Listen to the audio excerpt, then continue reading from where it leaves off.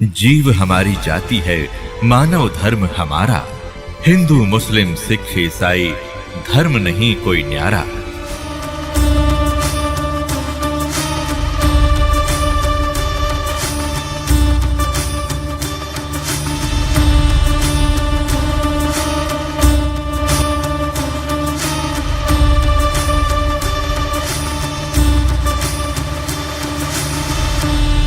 उसकी कोई प्रतिमा नहीं है, उसका कोई आकार नहीं है, उसकी कोई स्टैच्यू नहीं है, उसका कोई मूर्ति नहीं है।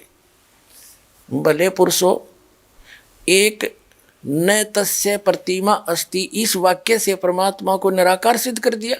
अब जैसे पूरे मुसलमान धर्म के धर्मियों के पास हजरत मोहम्मद सल्लल्लाहु की कोई प्रतिमा नहीं है, तो क्या हजरत मोहम्मद जी निराकार थे?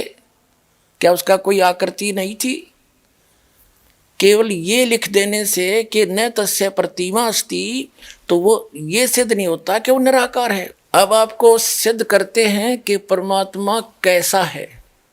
एक शेख फरीद नाम के मुसलमान थे और उन्होंने एक घर छोड़ दिया बचपन में परमात्मा पाने के लिए। एक फक्कड़ फकीर थे और वहाँ वो उनके आश्रम में रहने लग गए। और वो फकीर इतना वहाँ प्रसिद्ध था कि उसके पास सिद्धियाँ बहुत हैं। एक समय शेख फरीद नाम के मुसलमान थे भक्त। वहाँ क्या था कि आश्रम के अंदर 10-12 भक्त रहते थे उस संत के शिष्य। तो उन्होंने आपस में एक एक दिन बांट रखा था। वो आश्रम का जो संत था वो हुक्का पिया करता। मुसलमानों में वैसे वो मांस नहीं खाता था, हुक्का पीता था। तो हुक्का खाना खाने के बाद उसका शाम को या दोपहर को जब भी खाता था, हुक्का कंपलसरी होता था। तो उन्होंने सब ने अपना काम बांट रखा था। और शेख फरीद तो घर छोड़ कर निकला ही नहीं था। मैंने अल्लाह चाहिए, भगवान चाहिए। और उसमें ज्ञान में बता ही दिया जाता है भाई गुरु की सेवा करे, गुरु को पूरी श्रद्धा के साथ व्यवहार रखे, गुरु शिष्य में ऐसा लगाव बन जाए, आपस में इतना प्यार बने दोनों का, मन में दोष ना रहे, तब भगवान मिलता है। तो उन्होंने इस दृष्टिकोण से कि गुरु नाराज नहीं होना चाहिए। गुरु रूठ गया, कहते हैं कबीर हरि के रूठते गुरु की शरण में जा, और कह कबीर गुरु रूठ गया तो हर ना करे साय। तो इस दृष्टिकोण से शेख फरीद ने चाहा कि परमात्मा गुरु जी नाराज नहीं होने चाहिए। भगवान गुरु जी रुष्ट हो गए तो भगवान रुष्ट हो गया, फिर मेरा इस जीवन का बनेगा क्या? इस शरीर का जो उद्देश्य मैं लेकर आया हूँ वही मेरा रह गया, उसमें बाधा बन गई, तो मुझे ऐसा कोई काम नहीं करना मैंने। तो इस दृष्टिकोण से वो सच्चे दिल से गुरु जी की सेवा करता था। आत्मा से पता लग जाता है ये बालक कैसे सेवा कर रहा है, ऐसी बात नहीं। तो वो इस कारण से उसे बहुत खुश था। और आश्रम में रहने वाले दूसरे कुछ कमचोर से थे, वह गफलत कर देते थे। तो उनके मन में ये आ गया कि गुरु जी शेख इस फरीद के साथ ज़्यादा लगाव रखते हैं और किसी तरह इस गुरु जी की नज़रों से इस शेख फरीद ने गिरावा। अब वो इस अटकल में रहने लगे। वो एक दिन वर्षा होकर रुक गई थी, वर्षा का मौसम था। प्रतिदिन जैसा भी उसका नंबर आता था सभी ऐसे करते थे। पहले खाना बनाते थे, लकड़ी की आग बना देते थे उपले अपले डाल कर, और खाना खिलाने चले जाते थे। आग तैयार होती थी, महाराज जी को खाना खिला के आते ही हुक्का भर के और तुरंत दे देते थे। और वो गुरुजी इतने क्रोधी थे, 5 मिनट लेट हो जा कोई हुक्का ना लावे, यानी कोई भी काम देर कर दे तो सोटा ठाकर मारा करते, डंडा रखा करते। और उसको कई दिन सेवा नहीं देते थे, एक तरफ बैठा देते थे। तो उन्होंने क्या किया, शेख फरीद गया खाना खिलाने गुरुजी को झोपड़ी में। चूल्हा रसोई दूसरे स्थान पर थी, उन्होंने उसको पानी मार दिया, छिट्टे मार दिए, बुझा सी दी। अब शेख फरीद तो अपने हिसाब से आया था कि 2 मिनट लाऊंगा भर के चलम दे दूंगा। अब वो आके देखा तो आग नहीं। उन्हें सोची भाई मौसम खराब है, ना सक गया उसका कि किसी और ने गड़बड़ कर रखी है, और आग तो बुझ गई। वो उठाकर चलम, और थोड़ी सी दूरी पर गांव था, वहाँ धुआं उठ रहा था, कोई बहन बेटी माई अपना चूल्हा जलाने की चेष्टा कर रही थी। वो दौड़ा दौड़ा गया तो वहाँ क्या कर रही थी वो माई, क्योंकि मौसम वर्षा का था, लकड़ी जलाव थी, कभी बुझ जाव थी, फूक मारा थी, आंखों में धुएं से आंखें पानी गिर रहा था। तो शेख फरीद दौड़ा दौड़ा गया, युवा लड़का था 20-22 वर्ष का, और कहने लगा माई आग नहीं दे दे, माई आग डाल दे, थोड़ी आग दे दे मुझे। और माई हो रही थी दुखी धुएं में, वो न बोली देख के न बोली आग नहीं ना मिलती, आँख फुड़वानी पड़े आग के लिए। तो उसने चिमटा देगा आँख में, उस संत ने, शेख फरीद ने अपनी आँख निकाल के दर दी। अगले माई आँख ले फोड़ दी मैंने, अरीब तो आग दे दे। वह माई डर गई, अगतन तक कही थी स्वाभाविक, संत ने तो साची कर दी। और इसका गुरु जी तो बड़ा पहुंचा हुआ संत है, तेरी कदे सारा काम ना बिगाड़ दे। उसने सारी आग निकाल दी चूल्हे में, अकले ले महाराज जी। वह दरकस सारे आग ने भरकर तो चल पड़ा, भाग्या गया फिर फटाफट। अब उस संत ने एक आवाज़ लगाई, जब वो 2-3 किले दूर था, पहली आवाज़ लगाई, रस फरीद कहाँ मर गया तू? आ गया गुरुजी, आ गया गुरुजी। दूसरी आवाज़ लगाई, जब रख की तो मर गया था, इतनी देर लगा दी। बस यहीं था गुरुजी, देर होगी, थोड़ी सी आग खराब सी होगी थी, मौसम खराब है ना। और उस आँख पर कपड़ा बांध लिया उसने, एक आँख के ऊपर गए, जो आँख फोड़ निकाल दी थी। अंधेरे का मौसम था, गुरुजी ने कहा के लाग गया, क्या कुछ दया आपकी महाराज, के लागे था आप कह रहे थे। और रोका भर दिया, और बूढ़ा तो पी के सो गया संत तय। अब वो सारी रात बेचैनी में रहा बेचारा, आँख फूट रही उसकी, कोई बात नहीं, जैसे तैसे। उसका उद्देश्य ये था कि गुरुजी नाराज ना होना चाहिए, आँख ने के गाड़ दूंगा। जब मालिक रूस गया था, अब कहते हैं देखो कितना सेक्रीफाइस भी कर रहा था, और कित कर रहा था वो महापुरुष, किसके सामने, वहाँ कुछ था ही नहीं। अब उस माई ने नींद आई नहीं सारी रात, क्योंकि तले रात होगी, मैं जाऊँगी तो महात्मा धमका देगा, तो रात ना आई कैसे यहाँ पर, और शराब दे देगा। तो सुबह वक़्त से उठ दिन निकलते ही पहुँच गई और कहे महाराज जी मेरे से गलती होगी, माफ़ कर दो।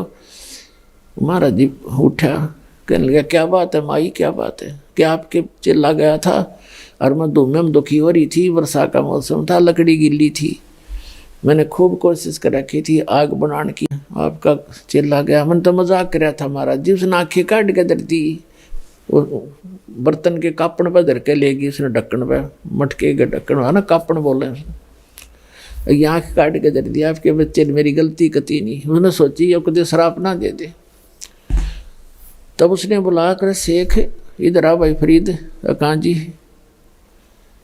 क्या हो गया, क्या बात होगी? कुछ ना मालिक, जो शरीर आपका आँख की के बात थी दाता, आप नाराज नहीं होने चाहिए, इस मट्टी का बनेगा क्या? तब ने बोला बेटा यू खोल रुमाल। उन्होंने रुमाल खोला, आँख पूरी होगी शेख फरीद की, उनके गुरु जी की सिद्धि है।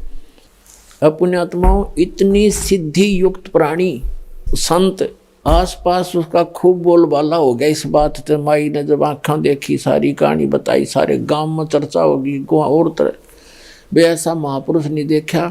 अपने चेले की आँख भी ठीक कर दी, स्वस्थ हो गया। लेकिन वो आँख थोड़ी छोटी बन गई, ये प्रमाण देने के लिए कोई संत ने इसको ठीक कर दिया। अपने आत्माओं, इसका रिजल्ट देखना क्या है। इस कथा जो दास सुनाने जा रहे हैं आपको, सारे भ्रम मिट जाएंगे आपके। अब कुछ दिनों के बाद क्या होता है, संत जी की मृत्यु होगी, उस फकीर की, आश्रम वाले की। और वो चेले इस सब अच्छे चिंतित थे। एक शेख फरीद से महात्मा ज़्यादा प्यार करते हैं, कहीं इसको प्रधान ना बना जाए आश्रम का। लेकिन साधु संत भक्ति के लिए निकलते हैं, इन आश्रमों के लिए नहीं। कुछ दिनों के बाद उसने उस आश्रम को त्याग दिया कि उनके गुरुजी ने क्या बता रखा था कि बेटा ज़्यादा से ज़्यादा तप करो, और तपस्या ज़्यादा करने से जितना शरीर को कष्ट दोगे उतना भगवान आपको मिलेगा और दर्शन देगा। अब देखो कमाल की बात है, सबके साथ ऐसे कर रखा काल ने। आप किसी हिंदू यानी सनातन धर्म के व्यक्ति ने पूछ कर देख लो भगवान कैसा है, कहते निराकार है। और किसी ईसाई को पूछ कर देख लो कैसा है गॉड, गॉड इज फॉर्मलेस, भगवान निराकार है। किसी मुसलमान भक्त ने पूछ लो, वो कहेगा भगवान बेचून है, निराकार है। और तो क्या हुआ, शेख फरीद ने सोचा गुरु जी का आदेश है, वे जितना गणा तप करेंगे भगवान मिल जाएगा। तो उन्होंने कहते हैं 12 वर्ष में 1.25 मन यानी 50 किलो अन्न खाया। 12 वर्ष, एक वर्ष में 365 दिन, और 12 वर्ष 12 से गुणा कर लो, और एक दिन की एवरेज निकाल कर देख लो 50 किलो कितने दानों का आटा इससे आता है। 10 ग्राम नहीं आओ एक दिन में। इतना आहार कर किया उसने कुल 12 वर्ष में, और तपस्या करी। शरीर कति सूख का कांटा हो गया, अस्थि पिंजर शेष रह गया, और कुएं में लटका करते थे। और कष्ट देने के लिए ऊपर पैर बांध लेते थे, वृक्ष के टहनी कर नीचे कुआं था, उस वृक्ष के रस्सा बांध कर नीचे चले जाते थे, क्योंकि बाहर कौवे आँख निकाल लेते हैं। और बाहर आते थे, थोड़ा बहुत आहार करते थे, फिर लटक जाते थे। एक दिन कौवे वो आकर लेट गया, ज़्यादा थके हुए थे ऐसे, और कौवे ने सोचा आदमी मर गया, आकर बैठ गया। उसके सारे शरीर पर घूमे फिरे, उसमें कितना मांस दिखा नहीं, अस्थि पिंजर कति शेष खाल में लिपटा हुआ। माथे भागा बैठ गए कि आँख खाएंगे ये, इनमें कुछ है मांस थोड़ा सा। तब शेख फरीद ने कहा कि भाई कौव्यो, मेरी आँख ना खाइयो, मेरे शरीर पर कहीं मांस हो तुम वैसे खा लो, मेरी आँख छोड़ दो, मुझे परमात्मा के दर्शन करने हैं। आँख खराब कर दोगे तो मैं भगवान के दर्शन नहीं कर पाऊंगा। तो जब बोला तो कौवे उठ गए कि तो जीव है, जीवित है व्यक्ति। अब उसने ये सोचा कि भी अगर बाहर रहूँगा तो कौवे खत्म करेंगे मेरे को, आंखें भी खत्म कर देंगे, फिर मैं कति कंडम हो जाऊंगा, भगवान मिले नहीं और शरीर अंत होने को हो गया। वो इस दृष्टिकोण से फिर दोबारा धीरे धीरे पैर बांधे रखे थे, सहज सहज लटक गया कि अब तो मर के निकलूंगा इसके अंदर से, या तो भगवान मिल जाएगा ना खत्म। अब वो परमात्मा आके खड़े हो गए उस कुएं के ऊपर, और रस्सा पकड़ के उसको बाहर निकालने लगे। कबीर परमेश्वर अल्लाहू अकबर। तो शेख फरीद ने कहा कि भाई कौन है, मेरे साथ शरारत मत करे, क्योंकि पहले वो ऐसे कुएं में लटक रहे होते थे, तो बच्चे आते थे उसके रस्से न डंडी तो घुमा देते थे। शेख फरीद कभी इधर लगता था कुएं में, कभी इधर लगता था, और वो ऐसे कर लेता था। अब बच्चे हैं, छेड़छाड़ कर चले जाएंगे थोड़ी देर में, वो एक बार धक्का के भाग जाते थे। उसने देखा कि इसने तो मैं बाहर ही निकाल लिया। उन्होंने सोचे अच्छा नालायक आदमी आया, तो उसने कहा भाई मुझे छेड़े मत। शेख फरीद कहता है भगवान से कि मुझे ना छेड़, और तू अपना काम कर, मैं अपना काम कर रहा हूँ। तो परमात्मा ने पूछा आप क्या कर रहे हो महात्मा जी? कि मैं परमात्मा के दर्शनार्थ, परमात्मा के पाने के लिए, भगवान को देखने के लिए, परमात्मा का दीदार करने के लिए और साधना कर रहा हूँ। तो परमात्मा ने कहा कि जिस भगवान की तू साधना कर रहा है, पहले तो यह साधना ठीक नहीं तेरी। परमात्मा ने कहा कि मैं हूँ वो अल्लाहू अकबर।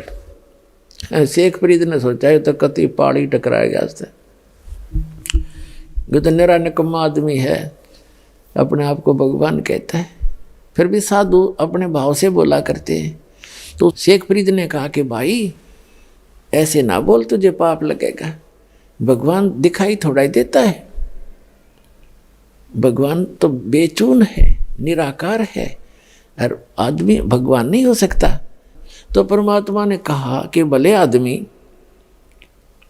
तुम्हारी थ्योरी क्या और प्रैक्टिकल क्या कर रहे हो तुम? एक तरफ ते कह रहे हो कि भगवान बेचून है, निराकार है, दिखाई नहीं दे, और ऊपर से न्यों उसके दर्शनार्थ में प्रयत्न कर रहा हूं। खाक देखेगा जब निराकार है तो क्या देखेगा, कुंडले डोरा है। तो शेख फरीद ने सोचा भाई आदमी तक काटेगा ही, तो बात तक कही सही इसने, पर मन में जो हमारा धारणा काफ़ी समय से बैठी हुई होती है, उसके आधार से सोचा कि भगवान तो खरी नहीं होगा, लेकिन बाखबर पूरा है तो आदमी ठीक लग गया, या बस एक के सेकंड में समझा दी। क्या करें, गाम का ज्ञान का तो चमका ऐसा लग गया करे।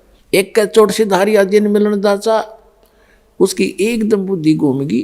अगर सचमुच एक तरफ तो हम मेरा बेचून बताऊं और फिर उसके दीदार के लिए प्रयत्न कर रहा, दर्शनार्थ, भगवान ने देखूंगा, भगवान पाऊंगा, निराकार का पाओगा क्यों, तो फिर तो उसने उसके यह बात समझ में आ गई। नो के नो पैर पकड़ दिए, और लटके ने बोला महाराज मैंने रास्ता बता दे, मैं तो परमात्मा के लिए अगर छोड़ के आया था, आज तक मैंने तो शरीर का विनाश कर लिया पर मालिक आसपास नहीं मिले। तब उसने बताया परमात्मा ने कि भाई इस तरह तो लाख वर्ष कर ले तो भी तरह भगवान निकट नहीं आ सकता। वह विधि मैं बताऊंगा, मेरे पास है बच्चा, साधना करनी पड़ेगी, जब वहाँ जब उसकी प्राप्ति होगी। तब उसने धीरे धीरे कहने लगे थोड़ा बहुत आहार भी करना चाहिए, इस शरीर के साथ इसी दुश्मनी मत करो, बड़ी मुश्किल से मिलता है यो। इसमें कहते प्रथम अंदर संयम राखा है, योग युक्त सब सतगुरु वाक है। गीता अध्याय नंबर 6 के श्लोक नंबर 16 में कहा कि अर्जुन ये योग ना तो ज़्यादा खाने वाले का, ना बिल्कुल ना खाने वाले का, ना ज़्यादा सोने वाले का, ना कति घना जागने वाले का कभी सफल नहीं हो सकता। प्रथम अंदर संयम राख है, योग युक्त सब सतगुरु वाक है। यानी पहले खाने पीने पर संयम करे, इतना भी नहीं खाओ दड़ी पक्का खा लो फिर अंगड़ाई टूटे, जा भक्ति कैसे करेगा। और बिल्कुल भी ना खाओ फिर भक्ति बने को ना पेट इकट्ठा हो जाए। अंदर संयम रखे, सीमित खावे, जिससे भक्ति भी बने और आलस भी ना छावे। तो शेख फरीद का फिर मोक्ष हुआ जब कबीर परमात्मा उसको मिल गए। देखो पुणात्माओं, दर्शन करना भगवान का कोई और बात है, परमात्मा के लोक में स्थायी स्थान पाने से हमें मोक्ष होगा, तब हमारा छुटकारा होगा, उसकी विधि है। जैसे भगवान शिव के साथ पार्वती माता उनकी पत्नी सदा साथ रहा करती, रोज दर्शन कराया करती, और उसका मोक्ष ना, उसको मंत्र मिला। अमरनाथ जो बना हुआ स्थान, वहाँ पार्वती जी को मंत्र दिया गया था। ये जो पहला आपको 5 नाम दिए जाते हैं, ये 5 नाम का दिया था। उस मंत्र से उसकी इतना मोक्ष हो गया जितना उस मंत्र से होना था, इतना अमरत्व प्राप्त हो गया उसको सच्चे दिल से भक्ति, सच्ची साधना करने से। लेकिन शिव जी के दर्शन से मोक्ष नहीं हुआ उसका। तो पुण्यात्मा परमात्मा 120 वर्ष, वो अल्लाहु अकबर, वो पूर्ण परमात्मा परम अक्षर ब्रह्म 120 वर्ष काशी में रहे। कितने लोगों ने दर्शन किए? 64 लाख तो शेष हो गए थे उनके उस समय, और सब ने दर्शन किए, कोई पार ना हुआ, क्योंकि उन्होंने उनके द्वारा बताई गई साधना पर विश्वास नहीं किया, वह साधना पूरी ना की और उनको एज ए गॉड ट्रीट नहीं किया। तो परमात्मा के लोक में जाने के लिए हमारी मर्यादाएं हैं, कुछ मंत्र हैं। उन मंत्रों की शक्ति से इस शरीर के अंदर जो हमारे सूक्ष्म शरीर है बॉडी के अंदर, इस स्थूल शरीर से प्रयत्न करके साधना करके हम उसको चार्ज करना हमने। और इस शरीर को छोड़ देंगे तो ऊपर का यहाँ का इस काल का दिया से प्राप्त मटेरियल है, इसको तो ये इतना सामान इसको छोड़ दे, इसके अंदर जो शरीर है वो हमारा इतना चार्ज हो जाएगा और फिर वो इससे निकलते ही और फुल स्पीड तो ऊपर जाएगा, तिरकुटी पर। इन सब के अकाउंट क्लियर मिलेंगे आपको, क्योंकि ये जो शरीर है सूक्ष्म शरीर फिर इतना लंबा हो जाएगा इससे निकलते ही भक्ति युक्त प्राणी का। जैसे आप कभी सूर्य की तरफ पीठ करके सुबह सुबह 10-11 बजे से पहले सूर्य की तरफ पीठ करके और अपनी छाया पर ध्यान रखना, अपनी छाया की छाती पर काफ़ी देर 1 मिनट एकटक देखते रहना और फिर सामने देखना। आपको ज़मीन से लेकर आसमान को छूता हुआ आपका सिर, नीचे पैर, इतना लंबा शरीर दिखाई देगा। तो ये शरीर इतना लंबा हो जाता है, फिर ये आत्मा यहाँ से स्टार्ट करती है मूल कमल से, इसमें से सूक्ष्म शरीर से, इसमें से निकल कर फिर त्रिकुटी में जाती है। त्रिकुटी ये वहाँ पहुँच जाता है, त्रिकुटी उस त्रिकुटी के पास ही। तो वहाँ यहाँ सारा क्लियर अकाउंट करके वहाँ पहुँच करके फिर आगे सब मंत्रों की जो भक्ति है वो स्थान पर इनको डिपॉजिट कराते चले जाएंगे, हमारा अकाउंट क्लियर होता चला जाएगा, तब हम सतलोक जा पाएंगे। तो इस प्रकार मोक्ष होगा।